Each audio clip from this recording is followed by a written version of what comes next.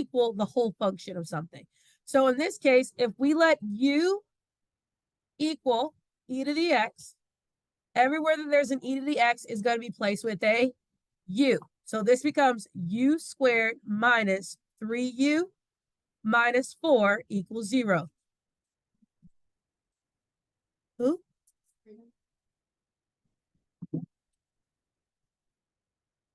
Okay. Now, by replacing this with u, I now can easily see that this is just quadratic, right? What multiplies to give me -4, but adds to give me -3? What two numbers? Oh, what kind of 1 and 1 and 4? What kind of 1 and 4?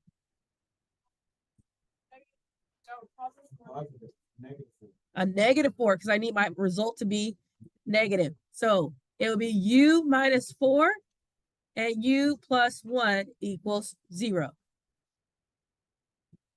That means u equals what?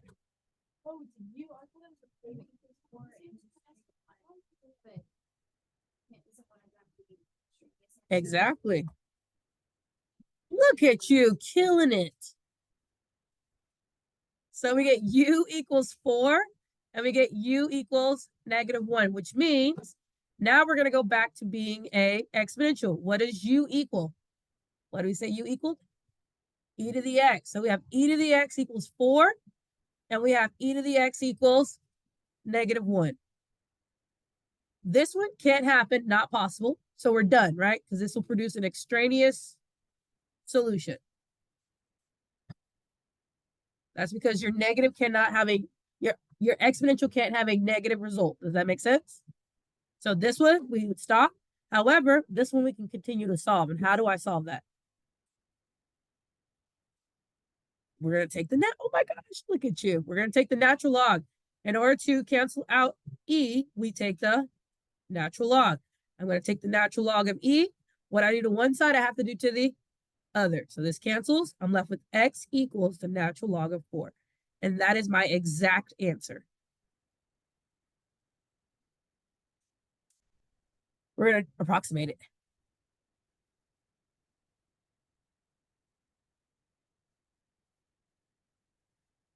Okay, so exact. Now we're going to go find our approximate. So that's our exact. So if you're on a non-calculator test, this is what they're wanting you to put as your answer. Does that make sense? Non-calculator, this is where you stop. Calculator, you're going to continue. I'm going to go to my handy dandy Sylvie. Turn her on. Sylvie, the calculator. Did he just walk out? No. Oh, okay. Ooh. I don't know. Andrew. No, he literally went to the left, out the red door. I heard it open.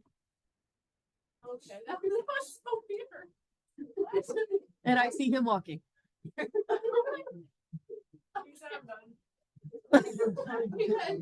can't do math. Like, okay.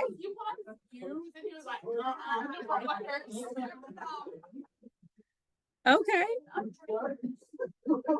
Like,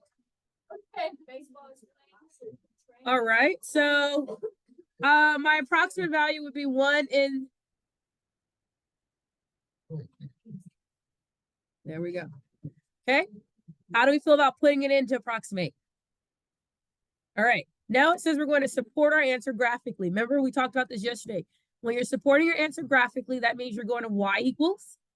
You're putting your left side in as your y1, your right side in as your y2, and you're going to look for the what? Intersection. So I'm going to put in second e to the 2x minus second e, oh, forgot my 3 second e to the x minus 4. And then I'm going to put in y2 is 0. It's e to the 2x minus 3e to the x.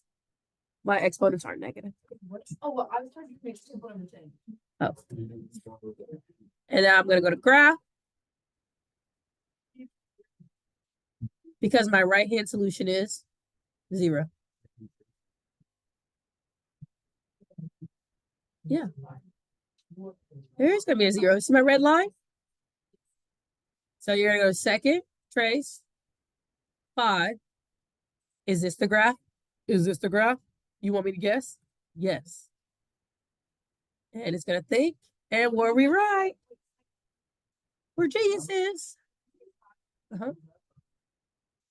Okay. So that's how, if it's, you can graphically prove that you are correct. After you did all your math, like, I don't know if I did this right. Well, did you? Yes. Second 5, enter, enter, enter. And do I need to, like, where do I put the just hit enter. Oh, I don't enter. Okay. All right. Are we good? Okay. So we verified, supported graphically. We're geniuses. All right. Now, let's do this again. Again, we're going to use U substitution. So we let U equal e to the x. So we're going to rewrite this in terms of u's. Because it breaks it down and makes it look like algebra instead of a whole lot of extra. So it's more appeasing to solve. Does that make sense? Oh, wait, how would we, yeah, how would we write it? Yeah, because there is a negative x. What do you mean?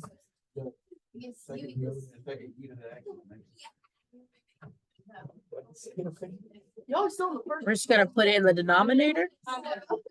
We're gonna, what does the negative power mean? It's just gonna go in the denominator. All right. What I am gonna do is I'm gonna go ahead and move my 2 to the other side. Is that cool? Before I even write it in terms of u. So it becomes 16. So we're gonna have u minus, and like Lydia said, it's 1 over u. Why is it 1 over u? It's negative. I don't like writing the u, so you just write like e to the x squared. If you want to leave it in terms of that, and then you can work it normal. Yeah, if it doesn't bother you, it won't bother me. All right, so now we're here. And our goal is to, how would you solve if this was x? So normally to solve, you got to make it into one fraction, right? How can I combine this into one fraction? Common denominator. I need to make it have the same denominator. So if I give this to u in the denominator, I have to make what in the numerator? This has to become u squared. Does that make sense? Are you still with me? Okay. So now we have u squared minus 1 equals 16 all over u. Because once their denominator is the same, you can combine the numerators. How can I get my variable out of the denominator? I'm going to multiply. So I'm going to multiply u, and now I'm left with u squared minus 1 equals 16u. Or I need to make, this is now a what? What's my power? It's just now a quadratic all over. There you go. Equals 0. What multiplies to give you -1 and adds to give you -16, is that possible? That is not possible. So when factoring doesn't work, who do we call on? The quadratic formula. Sing it with me. Here we go. We are going to say x equals -b plus or minus the square root of b squared minus 4ac divided by 2a. Hey, okay. It's not the worst song ever. It's our friend, you haters. So we have x equals, a negative times a negative is a positive. So -16 plus or minus the square root of b squared. I'm not going to have enough room to write this. I didn't plan this out well. Minus 4ac all over, keeping hope alive. I told you I didn't plan this well. That 1 times -1. A negative times a negative is a. In this case, it's not an x, it's a u. Bad. Jones. U. Anyways, a negative times a negative is a positive. Because we're not solving for x. We're solving for u. Yep. Do we have any x's on here? Nope. Wait, what is that? What is that? B squared minus 4ac. B squared minus 4ac. What is B? Negative 16. What is A? Uno. What is C? Negative 1.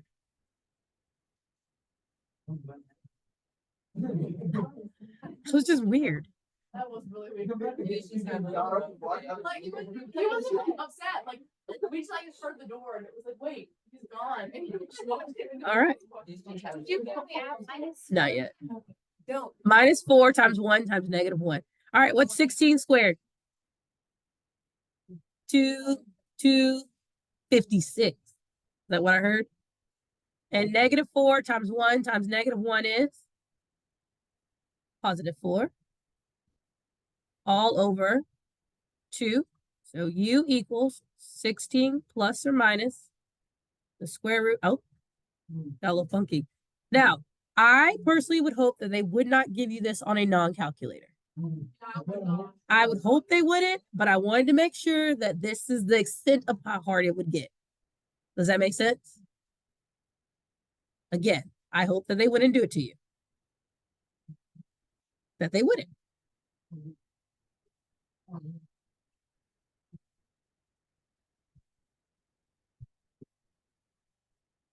All right, so we're at plus or minus 260. Well, 260 is not a perfect square, but 260 can break down. So in my brain, I would try to break down 260. What multiplies to give me 260? 13 and 20. What did you say? 26 and 10. That breaks down. Okay.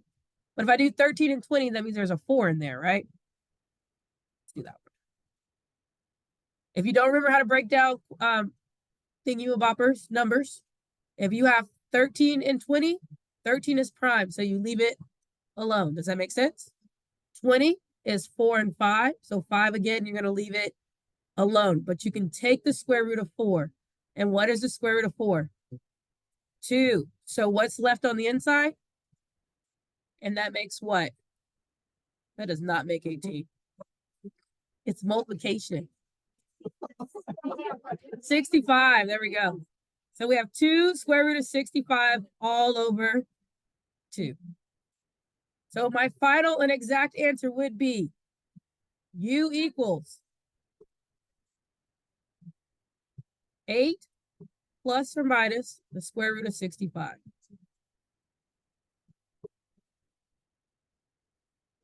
Well, that's not exact because we got to bring back EX. Dang it. I didn't play this out. I told y'all.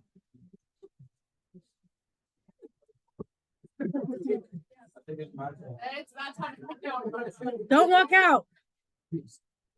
I said hopefully it becomes a calculator problem. Because if it's calculator, all you're doing is what? Plugging it in. We're going to go over that. All right, so e to the x. Again, in order to get x by itself, we have to take the what? The natural log, right? How do I get rid of e? Natural log. How do I get rid of e?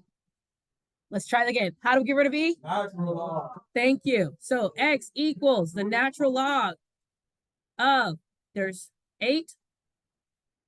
And I'm only going to be the positive, not the negative. Why am I not going to use the negative? It's extraneous. So that would be my exact answer. This is if they did not give you a calculator, right? If this is on the calculator section, all you have to do is plug it in. Go to your handy dandy calculator. I'm going to turn on Sylvie. I'm going to go to Y1. I'm going to put in e to the x, second natural log,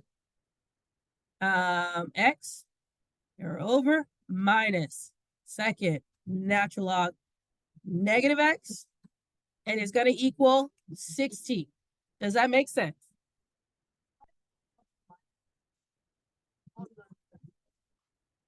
because it would be a negative result. Like if I took the square root of 65, it's going to be smaller than 8, and they'll make it a negative result. Does that make sense?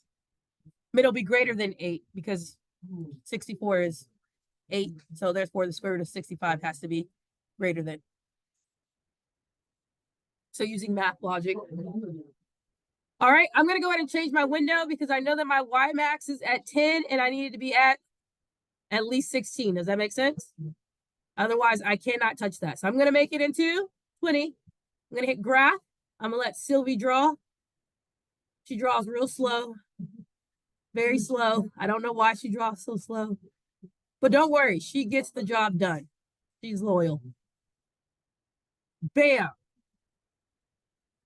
Okay. So what do I press here? Second, trace, 5. You want this graph? Oh, you want this graph? Oh, you really want me to guess? Yes. And that would be your approximate value. So my approximate would be 2.7765.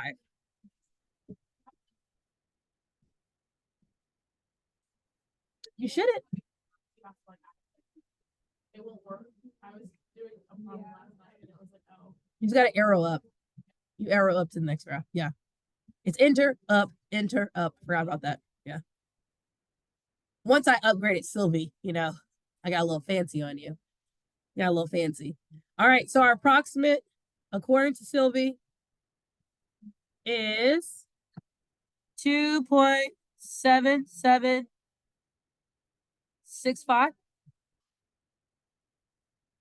Huh? I was just checking yourself. Yeah. Oh, yeah. If it's accessible, you're going to graphically, do you have to draw it or just do it? It's like free response. How do you know? I guess you could draw a little sketch of what's there. Based on the intersection. I don't know. Remember, I don't know how they're going to, if it's a free response, I would assume you would have to express. I would just draw a little sketch. I would literally draw what's on the on the calculator. And whether you trust my beautiful artwork or not, that's my graphical support. You get what I'm saying? All right. Y equals, because I didn't want to have to make a fraction. So I just went ahead and moved the 2. Remember I said in the beginning, I'm just going to go ahead and make this 8 times 2, so it'd be 16. Yeah. I could have put it as is and kept it at 8, but I just didn't want to make a fraction.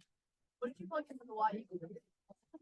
Into the Y equals, I plugged in the numerator equals 16 to verify graphically that I did it correct. All right. Okay, so really quick, to solve the natural log, first thing we're going to do is try to condense. So when you think about this, you want to condense this down to 1 natural log on each side. Is your ideal situation. And also using your power property. So we want to use between our power property, quotient, and product property. So here, since it's plus, that's how we know that it's going to be product. Excuse for just take it today. It's really up to you. I'm going to use the power property. I'm making a video and you're talking to me. So natural log of 3x squared minus 3x plus 2. That was right. Minus, I can math, y'all. Sometimes I can't, but I really can't. Make that a little prettier. 3x squared minus 5x plus 2 equals natural log of x squared. Okay? Now, when we're solving this, the natural log, we're going to just apply e. So you're going to use e. So e, and what does that do? It's going to cancel our natural logs.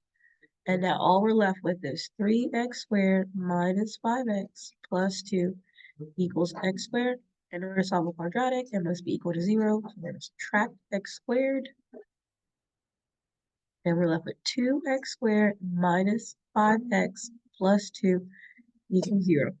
At this point, you are going to factor this out. So if you remember, it's kind of like our box factor. So you do it really quick. It's just reverse box. To me, the visual helps. So you have 2x squared and you have 2. And you want to know what two numbers go in this box that will multiply to give you 4x squared, but add to give you negative 5. So it multiplies to give you 4x squared, but adds to give you negative 5. So that would be a negative 4x and a negative 1x. Negative 4 plus negative 1 is negative 5. And negative 4 times negative 1x is going to be positive 4x squared. And now all you're doing is greatest common factor. So when you're trying to remember how to factor, sometimes visualizing it like this helps a little bit. If not, then you can factor by grouping the classic way. So here are your factors. So this becomes 2x minus 1 times x minus 2 equals 0. So that means x equals, our first answer is x equals 1/2. And our second answer is x equals, okay? So between these two, one of them has to be extraneous, meaning that when I substitute it in, that it's going to make a true statement. Well, right here, if I substitute x 1/2 in for x, it's going to end up being a negative. So a natural log of a negative doesn't exist because you're already in the positives, positive x's. So we end up with a negative, and that doesn't work. So we know that this is our x cannot equal that, and so it's our extraneous. And this is our real. All right. On this side, we have log base 3x plus log base 3x minus 8. Again, it's going to be product property. So we end up with log base 3 of x times x minus 8 equals 2. Okay. So after we do that,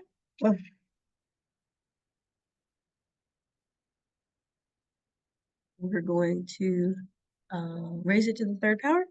So I'm going to raise everything to the third power. And the reason why I'm raising everything to the third base 3, however you say it, base 3 is so that I can cancel out the log. Because if you have an exponential, and a log of the same base, they cancel each other out. So we're going to be left with x squared plus, not plus, minus 8x minus 8x equals 3 squared is 9. I'm going to, this is a quadratic, so subtract 9. And we're left with x squared minus 8x minus 9 equals 0. One multiplies to give me 9, but adds to give me negative 9, but adds to give me negative 8. That would be x minus 9 times x plus 1. Therefore, x equals 9 and x equals negative 1. So one of these, again, is our extraneous solution. This is a negative 1. If I plug it in for x, I'm going to be taking the log of a negative, which is not possible. So this is my extraneous, and this is my real. All right. Okay. So now we're going to word problems is what we have left to solve. And we'll do that next. All right, but word problems we're going to focus on today. So we're still on 5C point, what, I can't talk. We're on, 5 part 2, number 13, right? So it says here, if you have deposited $1,000 in an account that pays 6.5 interest, compounded continuously, you can find the balance of your account using the formula A of t equals 1,000 e to the 0.065 t. This is a very commonly used formula, okay? So this formula is very, very common. Without it, it's written in the format of A equals your principal times E to the RT. If you become a business major or any of those, or accounting or any of those, you will see this formula again. Okay, P stands for your principal, your original amount. R stands for your rate as a decimal. So it says, and T is for time. Yep. And so it says, use this formula to find the time required for a balance in your account to double.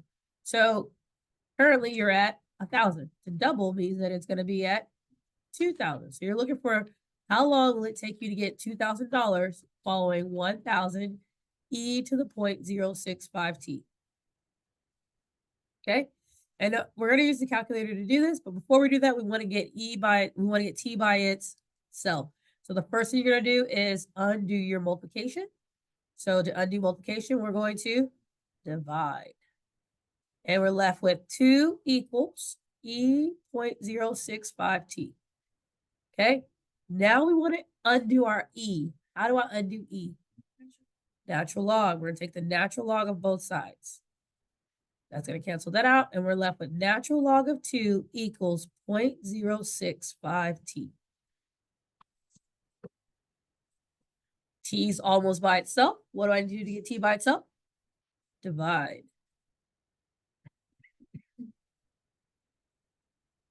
So now we're going to find out what t is approximately. So we go to our handy dandy calculator, and we're going to type in the natural log of 0.065. Natural log of 2 divided by 0.0625.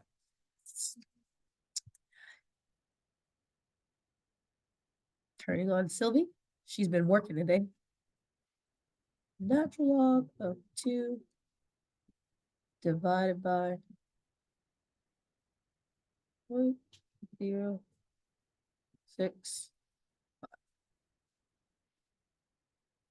Uh-oh. What did I do? Oh, weirdo. Delete. My keys are sticky. All right, so we get about 2. We're going to round to the nearest 3 decimal places. So it would take about 10 and 4 years for me to double at the current interest rate. Now, was that terrible? Applying a formula and solving. Okay. All right, so it says find A of t, mean inverse of t.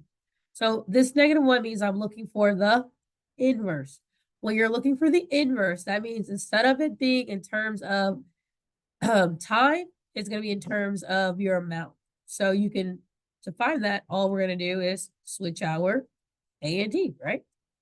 And then solve for A. Do you remember doing that? Find the inverse, you're switching your input with your output. So it's going to look like this. So now we have t equals 1,000 e to the 0.065 a. And we're going to apply the same steps that we did here to double it, but just now for any amount. Does that make sense? So we're still going to divide by 1,000, right? So we're now left with t over 1,000 equals e to the 0.065 a. We're still going to take the natural log. That's exactly what we did here, right? They cancel out. So we're now left with natural log of t divided by 1,000 equals 0.065 t. A. Thank you. Good call. Good call. And then now we're going to divide all of that by 0.065.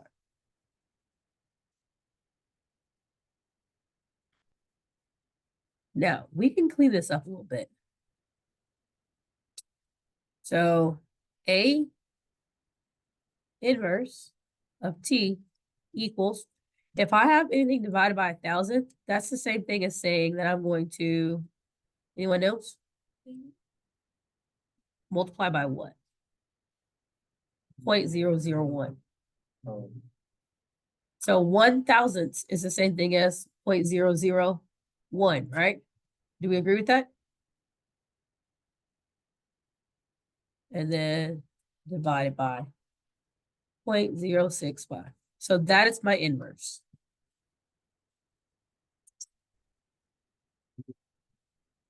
Okay, why would I want to use the inverse instead? Anyone? What am I now saying you're giving me? So it's now you're looking for, I have this amount, what is going to be my time, right?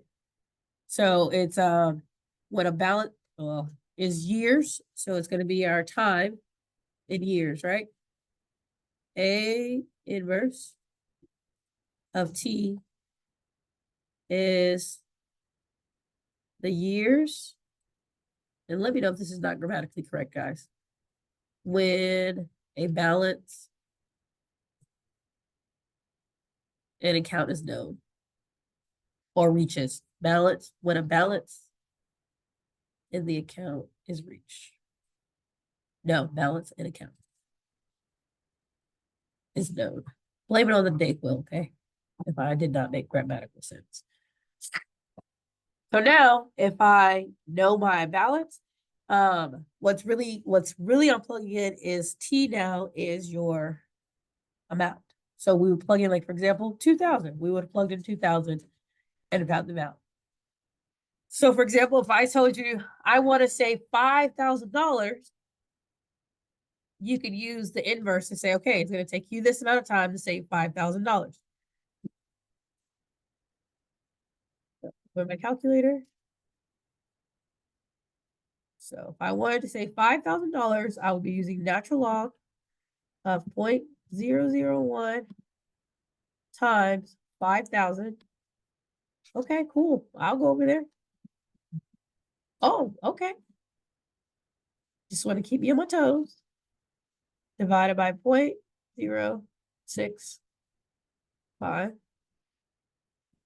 So it would take me 24.6761 years to save $5,000 at this current rate that it's going.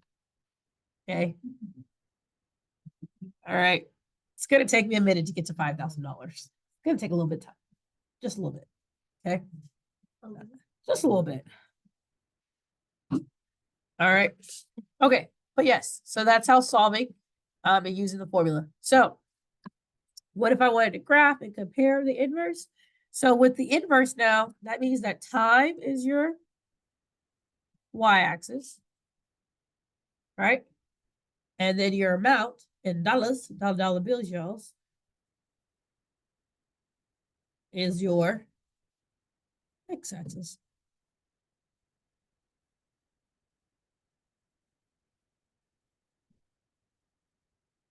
Okay, so we discovered that in the beginning we were at 1,000, and then we went. How long did it take us to get to 2,000? 10 and something, right? 10 and something. Let's see, is that a good? It took us some 10 and some time, so it's going like this.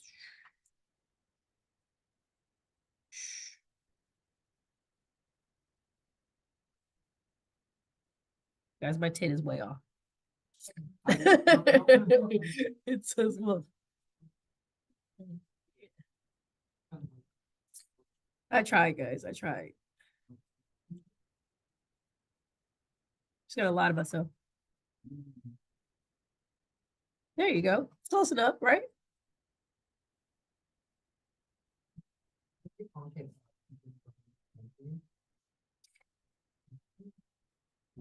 It's concave down.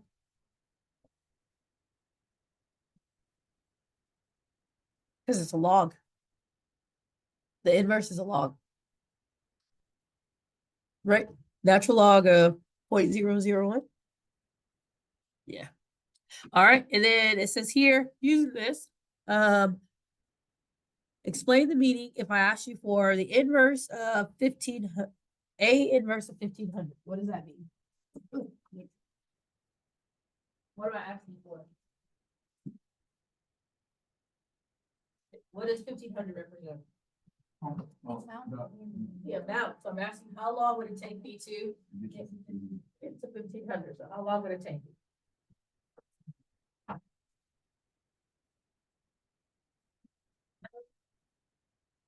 6.5 years. Yeah, somewhere in there, right? So if we follow our little trajectory here, and then you can do the math check. So I'm like here. Oh, Here, guys. why is it so? Okay, I'm a little low. You did it like footsteps. A little low. Or 6. Yeah. So if you did it in the calculator, you should have gotten like 6.24, 6.2. So we're like 6.24 years. So the account balance will reach $1,500 in about 6.25 of a year. 40 years. That's not a 4. That's a 4. All right. So this would be an example of a simple FRQ where you have to explain what it means, find the inverse, apply the inverse, graph the inverse. I feel like that's a doable situation for the most part. Yeah. All right. Next possibility of what it could look like is filling in a table. So here, if you have e to the 2x equals 60, and you're going to figure out first, what is x, right? You got to figure out what is the value of x in order to keep it going with this. In order to find the value of x, what do we need to do first? Huh? Natural log. Perfect. So we take the natural log of e to the 2x, and what we do to one side, we do to the other. These cancel out, and we're left with 2x equals the natural log of 60. What do I need to do to get x by itself? Divide. So x is approximately whatever that is. Go to our calculator. Oh, I'm really tired of not being able to breathe properly. This is not okay.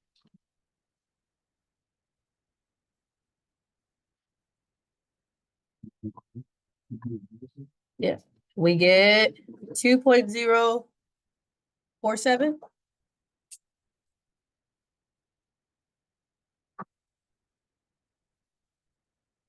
$2.047.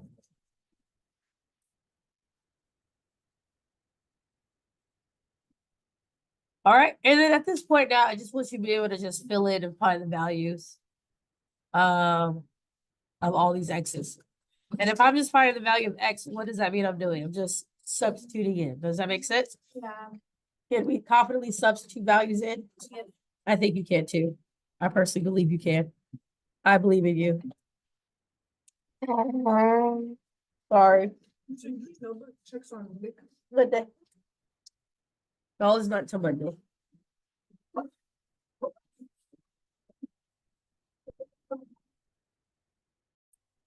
Okay, so here we were talking about how you can solve and then plug this into the calculator to get the value. You could also use the calculator by looking at the table and filling in the table and estimating where it's located. However, that's if you want to do that. So if we were to use the table, when I plug in 1.8, I would get 36.60. We would have 44.70, 54.60, 66.69, and 81.45. Okay. The other option with technology is to use your graphing tool. And if you were to graph, remember this would be your y1, this would be your y2, and you're going to look for their intersection. So when I graph the exponential, should look something like so. And then when I graph my constant, 60, it'll look something like this. This is my y-axis, my x-axis. And this again is my y2, my y1, and their intersection is the solution. So the intersection would come out to be 2.047, comma 60, because that's what you're looking for, right? So you have multiple ways of using technology to find an answer if you're on a calculator problem. Okay. Next, we have 2 log base 3 of 0.5x. Now, again, you want to make sure the log is by itself. So to get our log by itself, we're going to divide by 2 to cancel it out. And when I do one side, I have to do to the other. So now we have log base 3 equals 0.5x. Log base 3 of 0.5x equals 3/2. Okay. Now we want to get rid of the log of base 3. So get rid of the log of base 3 is to raise it to the power of 3. So I'm going to raise it. I'm going to raise. Sometimes I wonder if I'm saying that right. But the reason why we're doing this is that the log property says that a log and an exponential of the same base is cancel each other out. It equals 1. So we're left with 0.5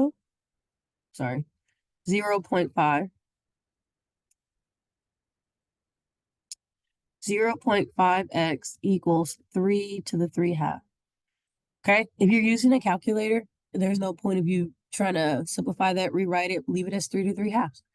And then we're going to divide by 0.5. So now we know that x will equal,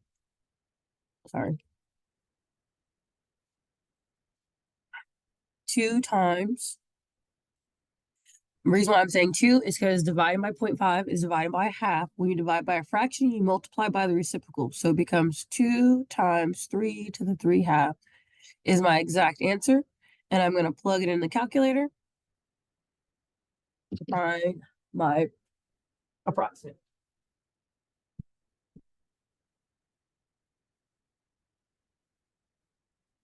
Okay. So, sorry. Go to Sylvie, turn it on. I'm going to type 2 times 3 to the 3 divided by 2. Hit enter, and I get that it's 10. We're going to say 10.392. So 10 and 392 thousandths. So we get 10 and 392 thousandths. That's our approximate value of our x. Okay. Again, same thing. You could track it on a table. So by tracking on a table, that means I'm plugging this function in and doing 8, 9, 10, or I'm plugging in the values for x, however you want to do it, but filling in those table values and guessing, approximating where it's at. But if you have a graphing calculator, like we said before, what option you choose to go by is up to you. But at 8, for 8, we would get 2 and 52 hundredths. 9, we have 2 and 74 hundredths. 10, we have 2 and 93 hundredths. 11, we have 3 and 110 or 10 hundredths. And we have 3 and 26 hundredths here.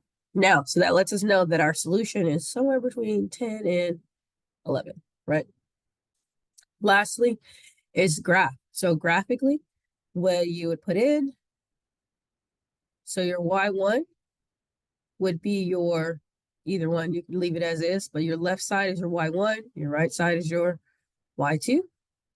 You want to make sure that this is a constant, at least. I feel like it's guaranteeing what you're doing. That you know what you're doing.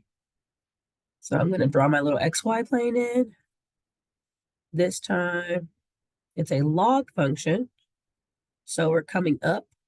We're going, right? There's my log. And then I'm coming from 3, and I'm looking for when oh, that's not a constant at all, guys. Can't even pretend. Can't even pretend that it's a constant. And it's going to go, meow, meow, meow, meow, meow, meow. It keeps going, right? The constant goes forever. Again, y-axis, x-axis, and this is what my y1 would make, and this is what my y2 would make, and this would be their intersection. Their intersection would be at 10 and 392 tenths, comma 3. So it would be at about 10.39, comma 3. Okay, again, as long as your y2 is already a constant, there's no need to divide. So you can just put y1 in as it is. Okay, yeah. So technology. Now, here, it says we're going to solve algebraically and then check ourselves graphically. So when you have problems like this, you're going to be using all of your algebra skills that you have, or you know, and that's going to involve you having to recognize some patterns and analyzing. So I have 3 to the x minus 3 to the negative x divided by 2 equals 5. The first thing I want to do is try to isolate my variables. So to isolate my variables, I'm going to multiply both sides by 2. So now we're working with 3 to the x minus 3 to the negative x equals 10. Okay, so 3 to the negative x means that I have, it can be rewritten as 3 to the x minus 1 over 3 to the x equals 10. All right, this is where using u substitution comes in handy. So I can use u, so I'm working with just a single variable, no variable and a power, and let that substitute in for 3 to the x. So everywhere there's a 3 to the x, I'm going to substitute in u. Okay, so I'm going to substitute u and u. So we're going to have u minus 1 over u equals 10. Now, we've learned before that in order for us to add and subtract fractions, they must have a common denominator. We also can use the chopstick method to quickly do this. So chopstick method is we multiply left to right, top to bottom, minus bottom to left to right, bottom to top, and all in the bowl. So here's a chopstick. First chopstick, u times u is u squared minus our rice. Second chopstick, 1 times 1 is 1, all over our bowl, which is u, equals 10. Okay, so that's a quick way to combine so that you now are working with one single fraction. All right, after you've done that, now you're looking at what you have. Well, I have a power of 2, so it doesn't tell me that I'm probably going to be a quadratic. You know you can't solve a variable when it's in the denominator, so you got to work your way of getting it out of the denominator. So I need to get this out of the denominator. So I'm going to multiply both sides by u. And so now what I'm left with, I'm going to move up here. I'm left with u squared minus 1 equals 10u. Oh no, I have a quadratic. How do I solve that? Well, in order to solve a quadratic, one side has to equal 0, and then you can solve the quadratic using factoring or quadratic formula. Okay, so I'm going to rearrange this. So this is going to become u squared minus 10u minus 1 equals 0.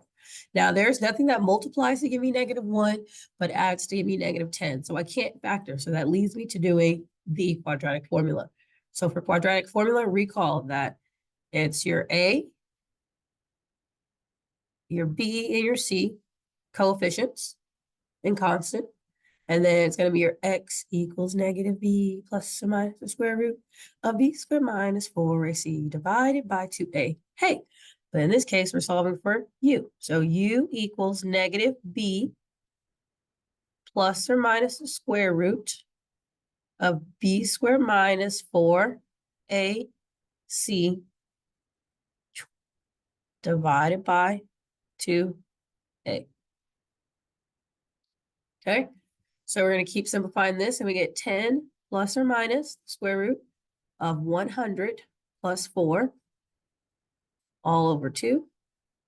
That's going to equal 10 plus or minus the square root of 104 all over 2. Okay, 104 can't be simplified any more than that. 104, it's just, well, it could. Can we go there 4 times? 4? Yeah, we can reduce that. I lied to you. We can reduce 104. But honestly, there's no need to. But we can definitely reduce it. So let's just practicing reducing. When you are simplifying a radical, you're asking yourself, are there any perfect squares in here that I can take the square root of? And so, for example, 4 is a perfect square that equally divides into 104. So 4 divided to 104 is going to give us 26, right? Gives us 26. 26, however, does not have, it's 2 and 13. So it's made up of 2 primes. So 26 can't break down. but 104 can. So 104, the square root of 104 means I'm taking the square root of 4 and the square root of 26. Well, the square root of 4 is 2. Square root of 26 is just going to stay 26 because it's 2 and 13. All over 2. So I can simplify again. That's going to give me 5 plus or minus the square root of 26. So that is what it all comes down to. All right. Now, plus or minus means you have two solutions. One is positive, one is being added, one is being subtracted. So keeping that in mind. So our u can equal either 5 plus the square root of 26, or u in theory can equal 5 minus the square root of 26. Well, 5 minus the square root of 26 is going to be a negative. So you cannot equal that. Okay.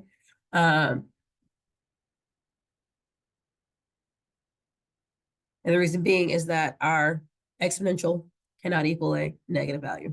So we know that it's not, we can't use this as for our u, but we can use 5 plus the square root of 26 for u. Okay, so we now know that this is what u equals. Because we know what u equals, we now can set it equal and solve. Okay, so we have 5 plus the square root of 26. Oh, that got ugly. Let's erase that. Square root of 26 equals 3 to the x. All right, so if I'm left with this as my thing, 3 to the x, I'm going to take, to free the x, I'm going to take the log base 3 of both sides. So log base 3 of 5 plus the square root of 26 equals x. That's our exact value. So this is our exact value. Pew, pew, pew. To find the approximate value, we're going to plug that into the handy dandy calculator. So calculator, screen, taskbar. And I'm going to go math, arrow up twice to log base. Also, I think I can fix some of your calculators so you have that feature on it. If you have the older calculator, we just need to update your OS. So we can try that out in tutorials. Plus second square root 26. Oh, I didn't even put that. Hit enter, and we get 2 and 2.105. So approximately, x is 2.105. Now, that's our approximate, that's our exact. So we are capable of doing this with and without a calculator. Now, if I'm given the calculator, if this is a calculator option, and it's not asking me to explain algebraically, then I'm going to go to y equals. I'm not going to lie to you. I'm going to go to y equals. I'm going to put in 3 to the x minus 3 minus 3 to the negative x. And it's going to be equal to 10. So this right here is my y1 and my y2. I'm going to press graph. And I'm going to see what I can see. You know, Sylvie, she graphs a little slow. She comes though. She's coming. Give her time. Now, notice that my range isn't high enough for me to see my values. So I'm going to need to change the range of my graph to see exactly where it intersects, but you can kind of see.